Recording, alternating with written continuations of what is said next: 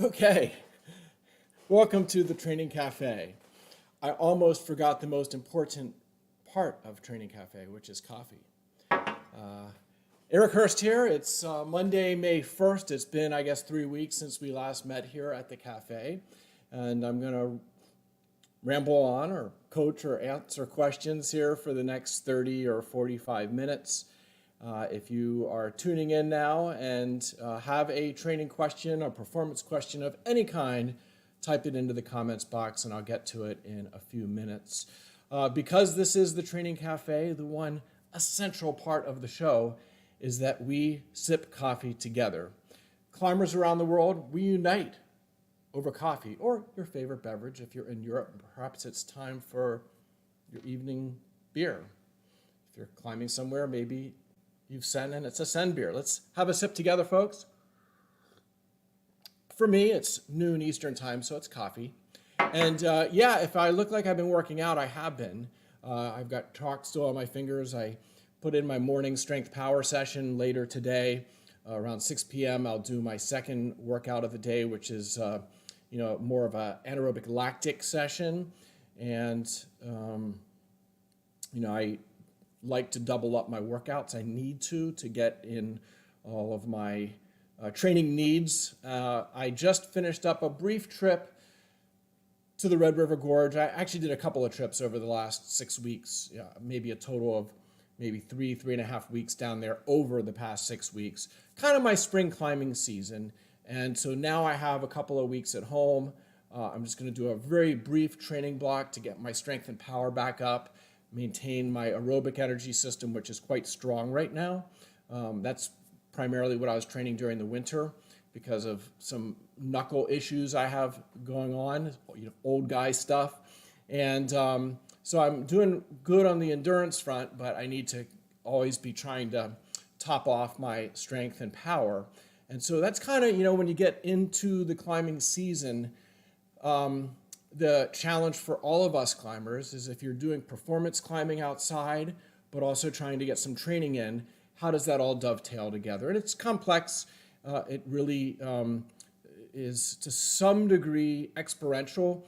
I've been climbing for many decades, and I've, made all the mistakes in the book over the years, overtraining, under-resting, you name it. And right now I kind of have a good understanding for me at my age, my experience level, my training history, what I need to do between trips. First thing I did when I got back from the Red is, 2 days of pretty much total rest. Then the third day was active recovery, where I was just doing some rowing machine and some easy tread wall climbing, like a 5 out of 10 intensity. So kind of that, very submaximal aerobic energy system training. In the context of running or biking, it would be called zone 2 training, which is really good for recovery because it's just, it's about circulation. It's good for, mitochondria function. It doesn't really stress the nervous system. It doesn't create a lot of hydrogen ions and acidosis, almost none if you're doing it right. And so you don't slow your recovery, you actually perhaps speed your recovery when you do a workout like that. So now after 2 rest days and then a third day of kind of that zone 2 climbing, I'm back to doing, as I said this morning, a strength power session with some hangboarding, a little bit of campusing, some weighted pull-ups, that type of stuff. And then 6 hours from now, I'll do my second workout of the day, which will be more lactic, and it will be some type of an interval workout. I'm not sure if I'm going to do 30-30 intervals on the tread wall or do 1 minute intervals, kind of 1 minute all out, lactic intervals, then followed by 4 minutes rest. Either way, I will typically do 10 or 12, repeats of that type of thing. And it's a pretty grueling workout and good for kind of that power endurance type training. So there's a little bit of an insight into what I'm doing today. Again, if you have a question about your training, type it into the comments box. And before I get to the comments, a couple of shout outs.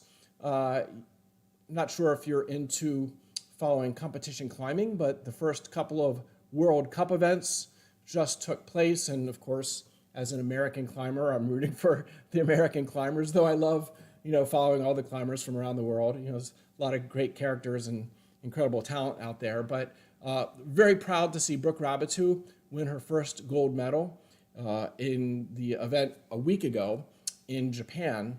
So that's fantastic. And then this past weekend in Seoul, Korea, she got a bronze medal. So Brooke is totally on point with her climbing.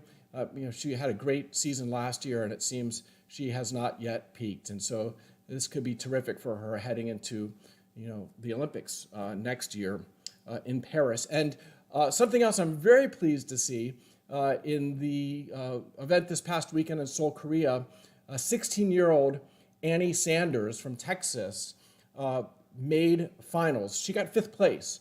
The event was interrupted by rain, so it was kind of truncated, but she was a finalist, getting 5th place. And so that's a fantastic showing for a 16-year-old to stand on a world stage at a World Cup event, her, I think, second ever World Cup event.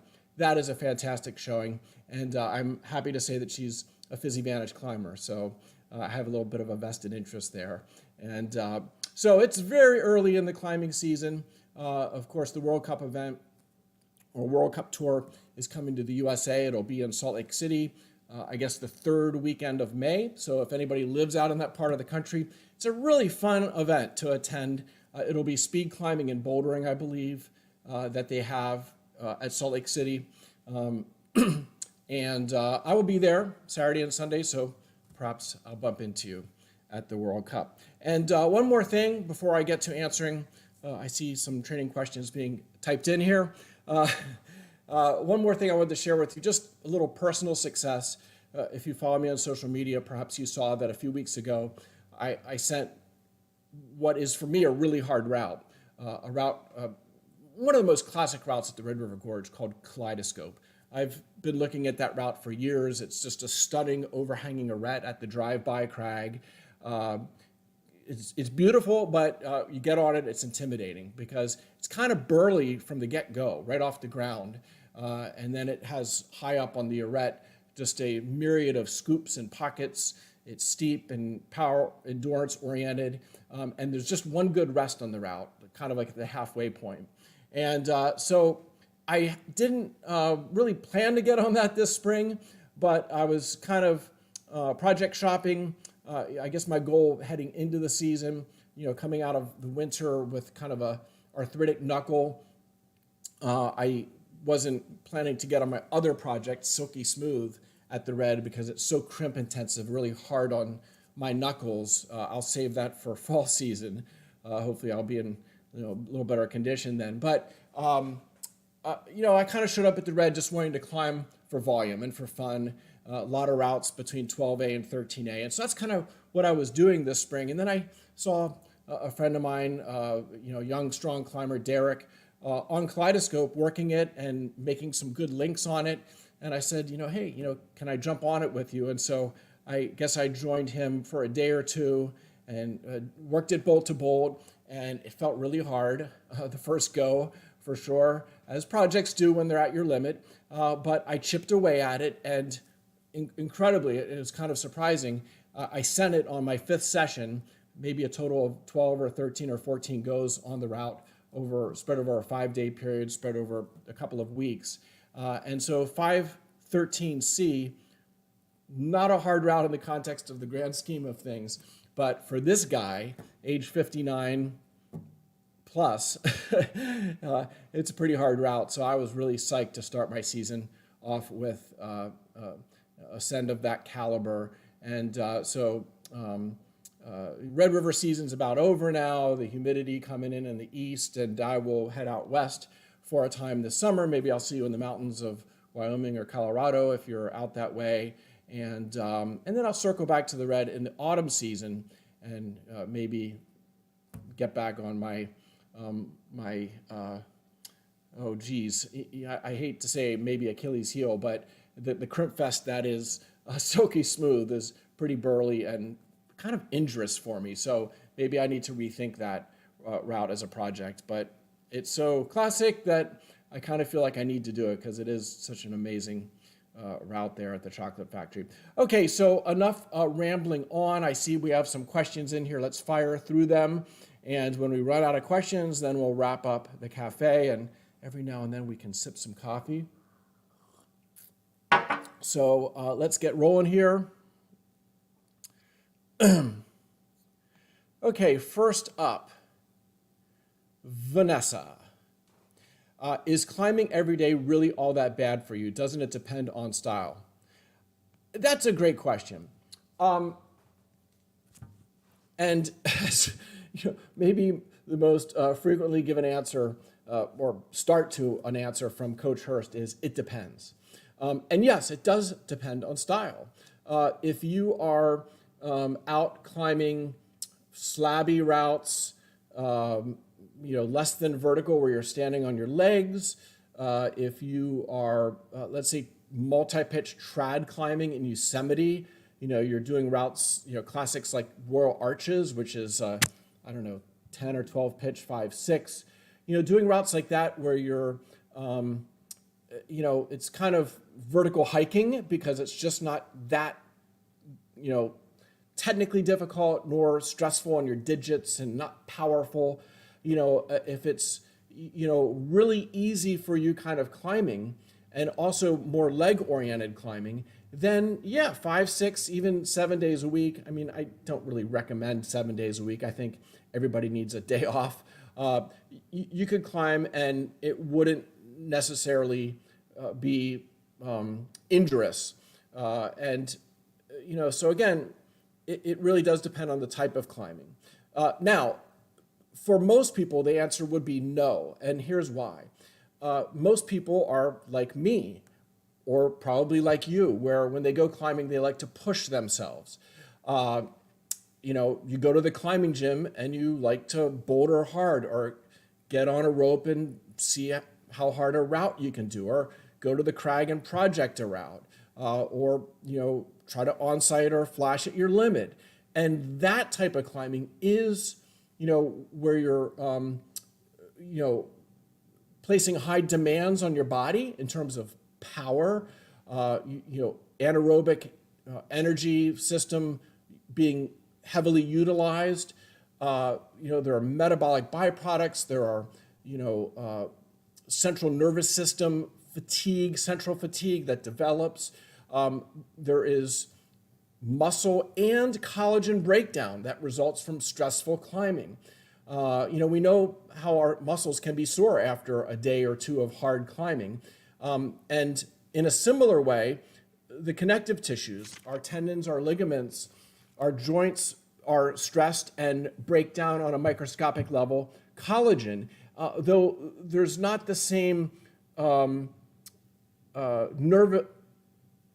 innervation in the connective tissue, so you don't recognize that you are slightly damaging your connective tissues on those really hard days of training and climbing. And so if you did that type of activity, that very stressful climbing near your limit, within, let's say, 2 or 3 number grades of your limit, that type of climbing done 5, 6, 7 days a week, most people would end up injured. You would end up with a connective tissue injury. You might, end up, your immune system would be hammered back at some point. It's just too much. And if you don't have perfect nutrition and great sleep habits, that even amplifies the hard training even more and slows the recovery. So for most people that I work with, and for myself, it's kind of a 4-day-a-week self-imposed limit to rigorous climbing, rigorous training. I may do a 5th day of very easy climbing like I did yesterday, where I'm climbing at just 50% intensity, kind of that aerobic, zone 2 recovery type climbing, where you don't get really pumped or fatigued.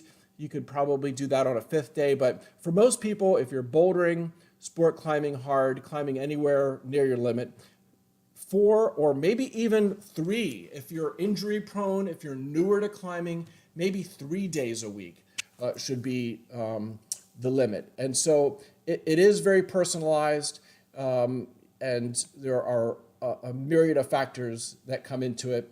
age, experience, nutrition, recovery habits.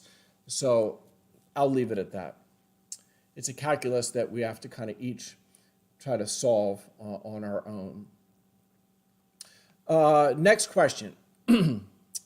Okay, carpal tunnel issues resulting in hardened sinus in the palm. I'm not sure what that means exactly. I know it's probably in the translation. Slightly pulled the little finger down and inward. Any solution tips and exercises? Yeah, well, I mean, carpal tunnel issues relate to the wrist, the carpal tunnel, and often there is nerve, maybe that's the word you're trying to get at, tingling in the fingers. There can be other things like, the ulnar nerve can cause tingling in your pinky and ring finger. So it could be carpal tunnel, it could be something else, nerve related. I would say reduce your climbing and certainly if the condition gets worse, you want to see a doctor. That is to be said for any injury or pain. If you rest and it gets worse, that's something that really needs to be looked at by a professional. If you dial back your climbing for a few weeks, perhaps the situation will resolve itself. Though carpal tunnel, if it really is that, can be a pesky thing to deal with. How your wrists are positioned working at a computer, how your wrists are positioned while you sleep. Do you sleep on your arms? There's a lot of things that can aggravate it, a lot more than climbing does. And so it might not necessarily be a climbing injury, the carpal tunnel that is. It could be something else that is making it worse. And again, if you sense that that's what it is, and if it's not getting better, I would see a physician. I'm sorry I can't give you a more specific answer on that one. What advice do you give someone who is trying to get back into climbing, been out of the game for about 5 years? Hey, I'm so happy to hear that. And, this is not uncommon. Climbing is a life sport. It can come and go throughout the phases of your life. I started climbing at age 13 back in the 1970s, and I'm still at it at almost age 60. And there were some years, like when we had little, infant kids, that I didn't climb as much as I do now, or when I did before kids. It's a sport that you can keep returning to. And the beauty is, a lot of the skills that you develop through experience out climbing, outdoors, the movement skills, the technical skills, the knowledge of gear and safety systems, that isn't lost during a time away. Obviously, 5 years, you could very well lose a lot of physical fitness, climbing specific fitness. And so my advice for you is to ease back into it. A lot of people, like in their mind, they're like, well, I used to climb 512, I'm going to jump right back in where I left off. And that, of course, wouldn't be a prudent approach if you're not in the same physical conditions. And if you literally did not load your fingers for 5 years, or very little loading for 5 years, your connective tissues, your flexor tendons aren't quite as strong or stiff as they were in your prior climbing experience. So you would be wise to spend at least a few months, perhaps even a year, easing back into the sport, using a climbing gym to climb for volume on bigger holds, avoid tiny pockets and crimps initially, just kind of get your movement skills back, do some basic training of the larger muscles, the pulling muscles, core strength, variety of exercises. Certainly if you are carrying some extra body weight, if you were sedentary for a long period of time, perhaps your body weight isn't ideal. And so, tightening down your diet, doing some generalized aerobic training, to drop a few pounds, a few kilos could be really beneficial, for your climbing. So I think it's probably pretty intuitive to you what you need to do, to ease back in. The one thing to avoid is trying just to return where you left off. That would be maybe demoralizing and could be injurious. And otherwise, just have fun with it and know that you're likely a lot younger than I am, and so you have many, many more years to get back, to reach whatever climbing goals you have in mind. Climbing is a life sport, and the fact that I'm still kind of pushing my personal limit at my advanced age is evidence that, hard climbing doesn't end when you turn 40, let's say, or when you turn 50. And for me, hopefully not when I turn 60. I aspire to keep pushing it. I see you added in that you have no gym nearby, 2.5 hours away. So if that's the case, having at home a pull-up bar, a hangboard. Again, don't do anything tweaky on the hangboard, but doing some repeaters on larger holds, or middle size holds. Flexibility training. You could do some generalized weight training. Push-ups. I wouldn't encourage you to get into a bodybuilding program or anything like that, because that would develop strength and bulk that is not climbing specific nor helpful, and perhaps hurtful. But getting back into shape, climbing shape, as best as you can at home. And if you're really getting back into it, maybe build a small home wall. That would be a good investment so that you can do some actual climbing movements without driving 2.5 hours to the gym. But maybe once a week, like on a Saturday, if you're not able to climb outdoors, maybe you make that trip, Mitchell, to the climbing gym and get a good session in there. Okay, next up, let's see here. What do we got here? Oh, Sam says, congrats, Coach Hörst. Hey, thank you. I appreciate that. I'll take the congrats if I deserve them, which I guess maybe I do in this case.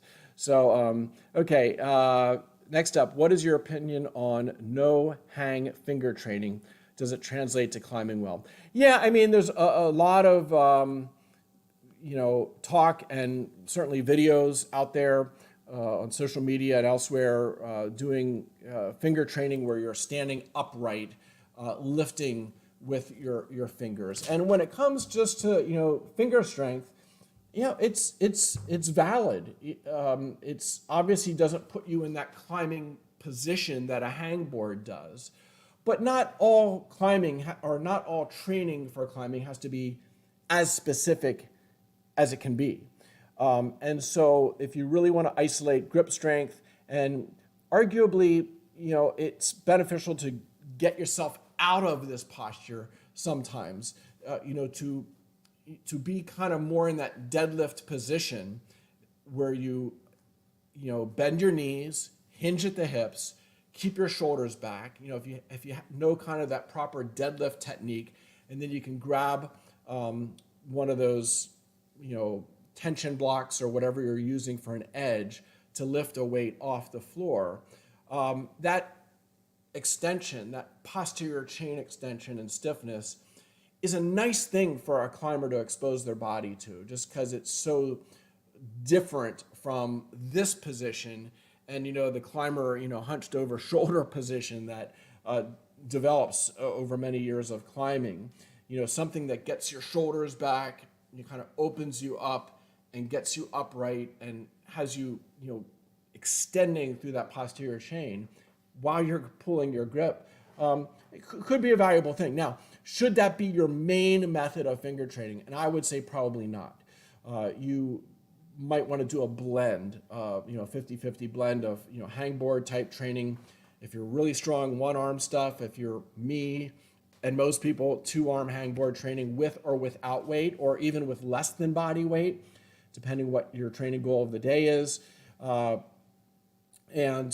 then every now and then switch it up and do a few lifts off the floor. And maybe if you have one of those force devices, it's a good way to do some occasional finger force testing.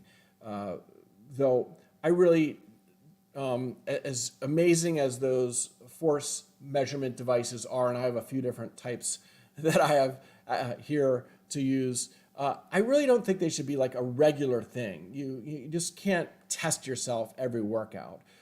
It's something that really you should do maybe once a month, or once or twice throughout your 10-week training block, at the beginning and end of the training block.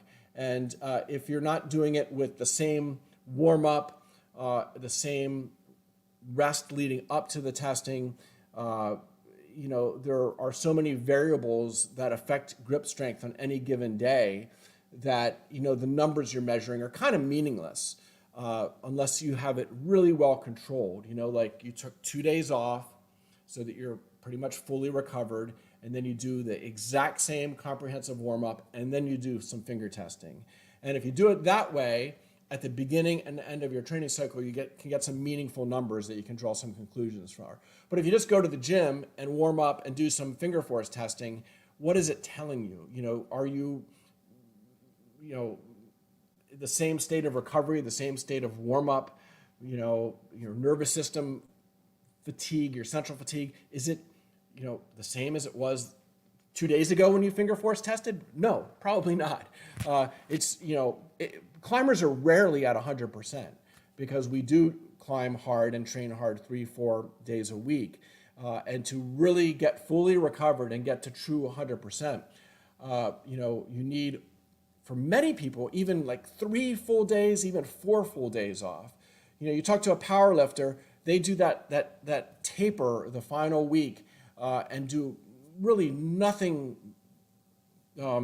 difficult the last 72 or 84 hours before a powerlifting competition, so that they can then pull their highest, hopefully a PR power lift. And so climbers, we think we take 1 day off, we're recovered, and 2 days off, we're really recovered. And you're fooling yourself. You're actually maybe 90% at 2 days off, which might be hard enough to do your route or your boulder, but to really be 100%, if you want to test what your peak finger force is, I think you need 3 or 4 days off and then a very comprehensive warm-up to get yourself fully turned on. And so there's kind of a Coach Hörst tangent that I'll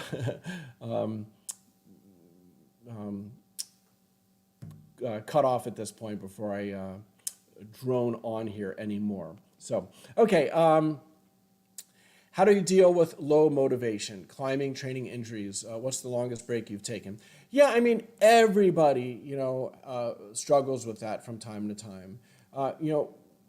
Some pro climbers, pro athletes describe like after the big send or after winning the Super Bowl, they kind of get into a slump. It's like all of that training and hard work and focus, it kind of came to fruition. You got your goal. And then it's like, what's next? And you lack motivation. And so there's kind of a natural life cycle to these things that, usually it might take you a few weeks, where you kind of have to step aside and just kind of let it rebuild on its own. Now, you mentioned things like injury and, sometimes your training can get stale. And, if you're going to the same crag all the time or the same gym all the time, it can get stale. And so it really is important to try to mix it up. And now everybody's different, depending where you live. You might have access to a wide range, like in a 4-hour radius of your town. You might have access to several different gyms. You might have several different outdoor bouldering or climbing areas. And going to new areas kind of just to freshen things up can be really, really helpful.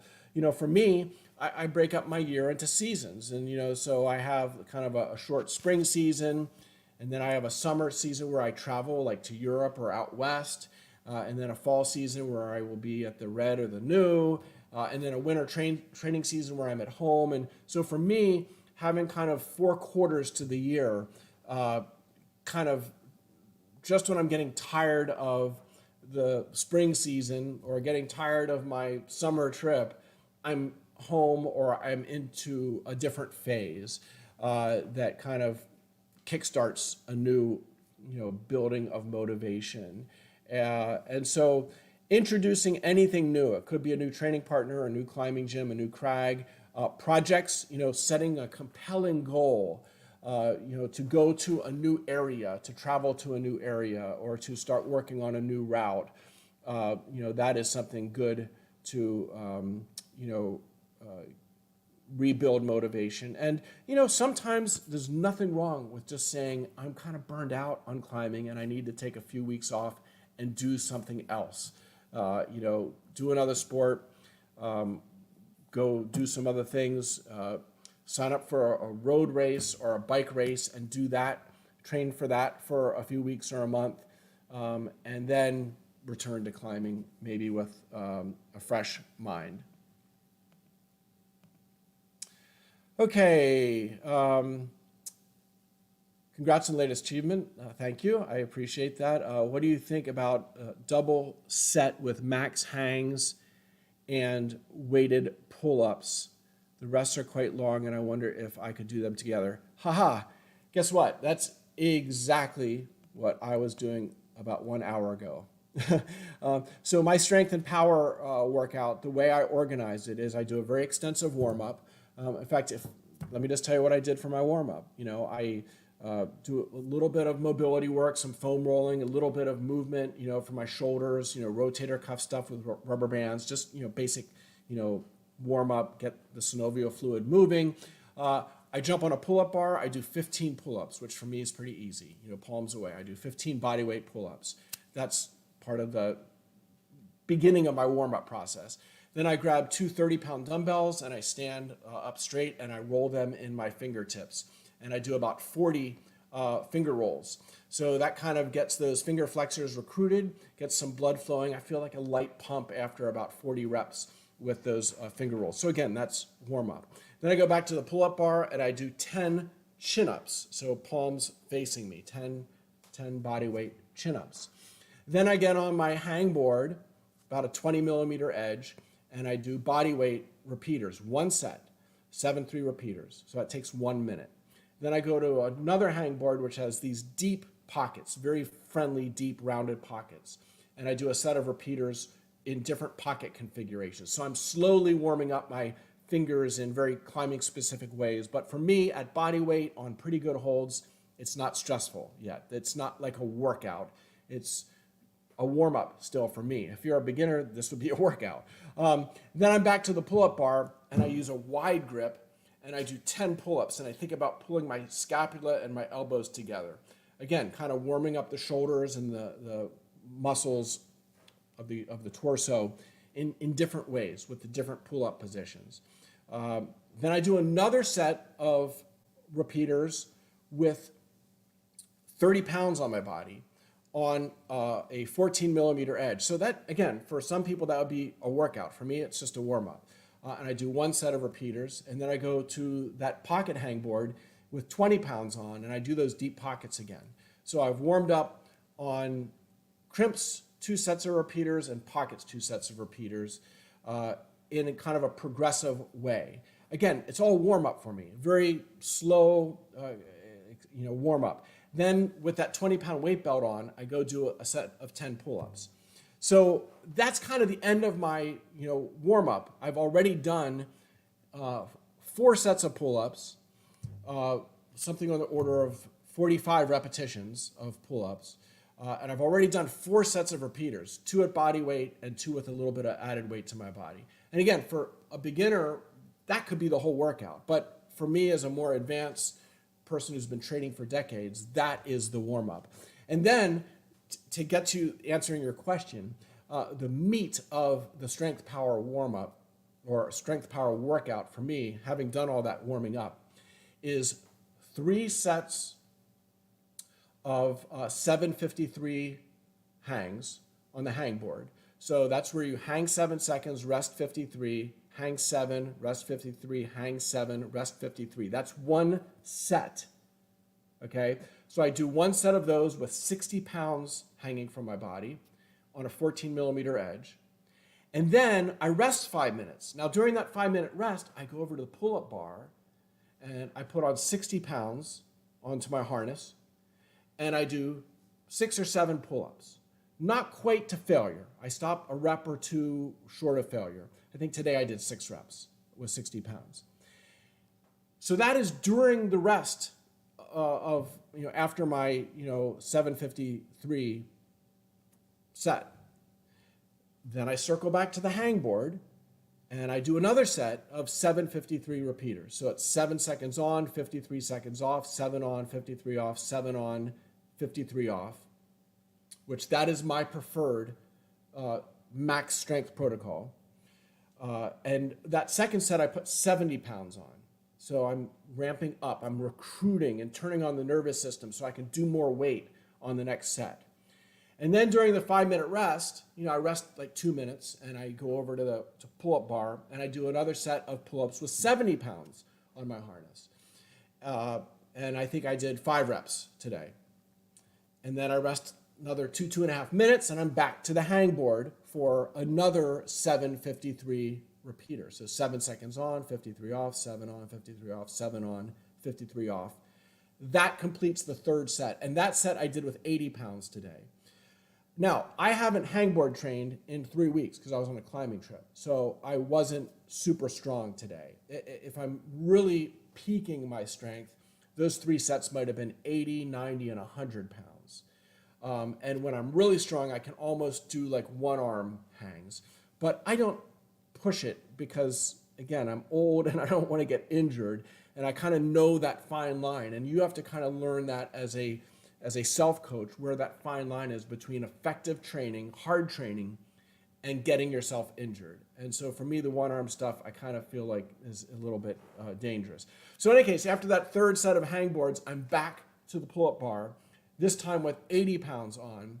And I did 5 reps with 80 pounds. And then I rested another 5 minutes and I did a 4th set of weighted pull-ups. No more hangs, but I did a 4th set of weighted pull-ups with 90 pounds and I did 4 reps. So that is kind of the meat of that strength workout, is that I did those 3 sets of weighted hangs on the hangboard, 3 sets of 3 hangs, so 9 total hangs. And I did 4 sets of weighted pull-ups, a set at 60, a set at plus 70, plus 80, plus 90. And that is a rigorous workout for me. And then I have kind of about a 5-minute recovery period, and then I go to my campus board that I have at my house. And I don't do a lot of campusing because, again, I'm always worried about injuring, and a lot of people, even veteran climbers, but certainly younger climbers, newer climbers, get injured using a campus board, bad technique. So I make sure that I'm feeling good, that I have good technique in terms of my shoulder position and grip, and I just do a couple like 1, 4, 6 ladders, so kind of the 1, 4, 6, 1, 4, 7 ladders. And I do, one each side, starting off like this and then starting off like that. So I kind of do them in pairs with like a minute rest in between. And I typically do, today I just did 3 pairs. Some days if I'm feeling really powerful, I might do 5 pairs. But the whole campus board workout is very brief.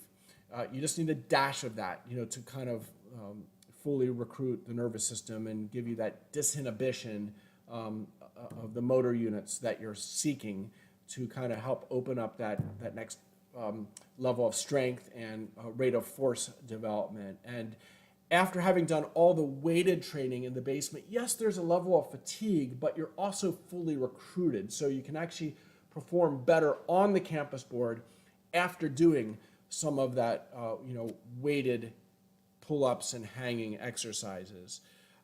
Again, it's really tempting for climbers to do a lot more, like, oh, well, that really felt good and hard. I need to do more of that. But more is not always better. In fact, when it comes to strength and power training, more is dangerous. More digs you a deeper hole to recover from. And hence, you have to do what is appropriate for you. Now, what I described again would be too much for some other climbers, but for Alex Megos, it would be a warm-up, what I just described. So again, it's got to be personalized. You can't just copy what other people do, nor should you copy what I just said. But it gives you some insight, and it does give you the answer to your question, is that you can use that 5-minute rest period to do something else. Okay. Okay, I guess this is a follow-up to the no hang finger training. Yeah, that's exactly how I took it, that you're using a tension block. Gotcha. Okay, one more question and we'll call it a day here.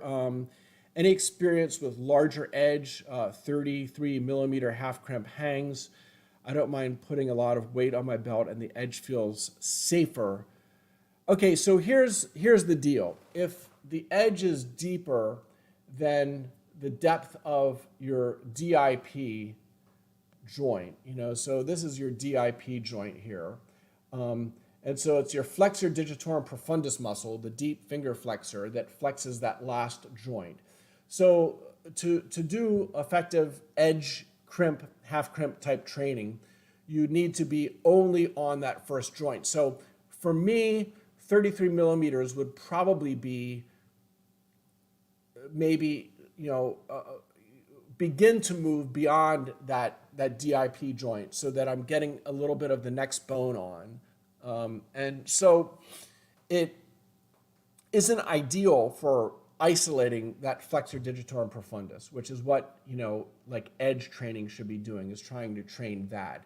When you hang on, deeper pockets, when you're open handing things where you're in, an inch or two or, 30, 40, 50 millimeters deep, then you're loading, the first and the second bone of your fingers. And so, the way the biomechanics are is you're pretty much equally loading the flexor digitorum profundus, the deep flexor, and the flexor digitorum superficialis, which is what flexes the PIP joint.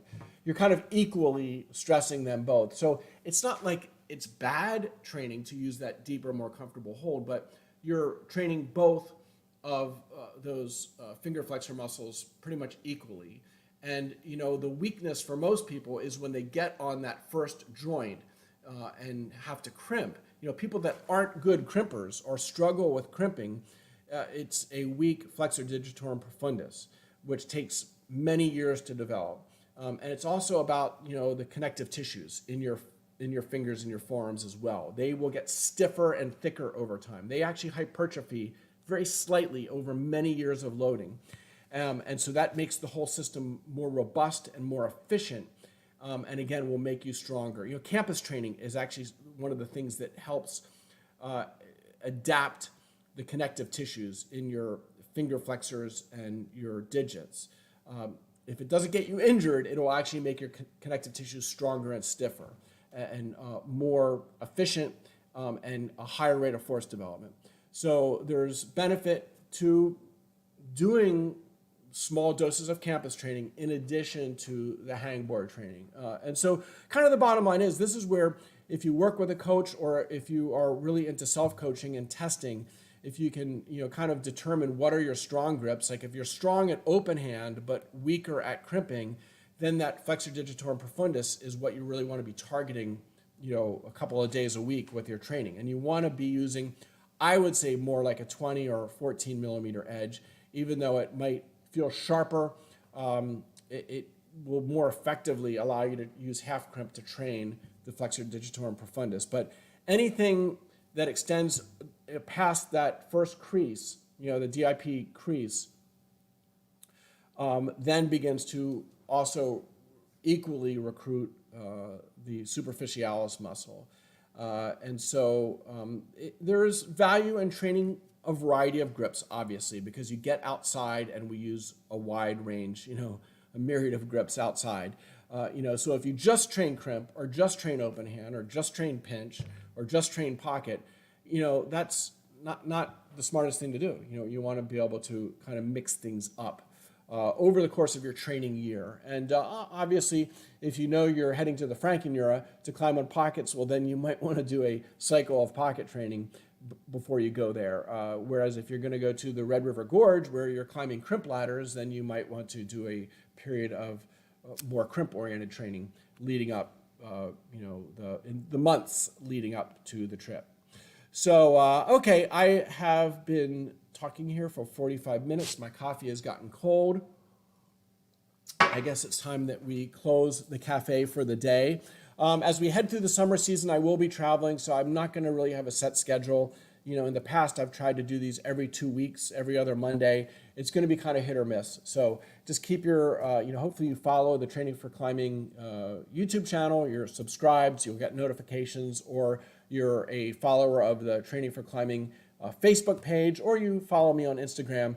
You'll get a notification in the morning, whatever day I decide to do one of these cafes as we head through the summer season. And really look forward to hearing from you, some of your success stories. If you want to share, as I did today, one of your sends, or have a question or a comment related to it, or a short story, I'd love to hear from you via email or via message on Instagram or here in the next training cafe. Until next time, be safe, be strong, climb on.